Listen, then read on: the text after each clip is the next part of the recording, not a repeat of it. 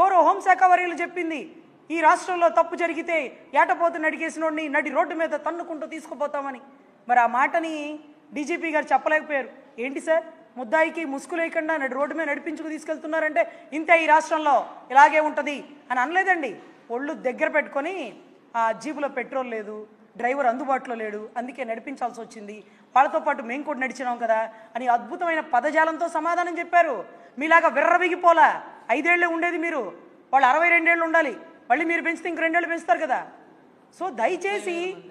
So దయచేసి ఇక్కడ ఉండేటటువంటి వ్యవస్థలో తప్పుని ప్రశ్నించండి. గౌరవ హోంశాఖ మంత్రి వర్యుల మీద మీకు ప్రేమ ఉంటే రాఖీ పండగ పిలిపించుకొని రాఖీ కట్టించుకోండి, గిఫ్ట్కి ఏదైనా డబ్బులు ఇవ్వండి.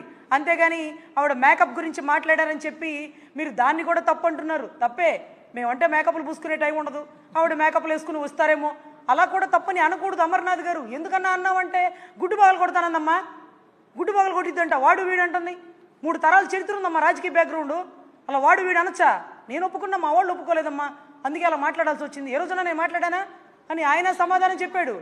కానీ మేకప్ మీద మీరు పెట్టిన శ్రద్ధ, మీ పార్టీ కార్యకర్త ఒక దళిత మహిళని, ఒక పంచాయతీ శాఖలో పనిచేస్తున్న మహిళని కుక్కను కొట్టినట్టు నడి రోడ్డు మీద పోలీసుల కర్రలతో పోలీసులు చూస్తుండగా కొడితే, ఒక మహిళే కదా, మనకు ఓటేసిన మహిళే కదా, ఆ అమ్మాయి కూడా నాలాగా అన్నా అన్నా అని అంటుంది కదా, ఏ స్పందించలేదే?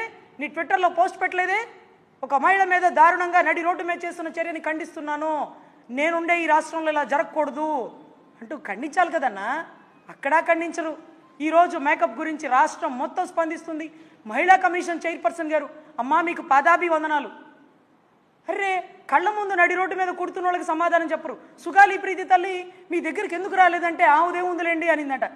ఆవుదేముందిలేండి, ఆవిడేం చేస్తుందిలే పాపం అనిందట. ఆ పరిస్థితికి వచ్చారు. ఈరోజు మీరు లెటర్ రిలీజ్ చేసినారమ్మా, ఏమనంటే మేకప్ గురించి మాట్లాడతారా అంటూ లెటర్ రిలీజ్ చేసి సమాధానం చెప్పాలని అడిగారు. సో ఈ లాకప్ డెత్ ఏదైతే ఉందో దీనికి నాగరాజు గారి కుటుంబ సభ్యులు ఎవరైతే ఉన్నారో, అమ్మా మీకు క్షమాపణలు చెప్పుకుంటున్నాం.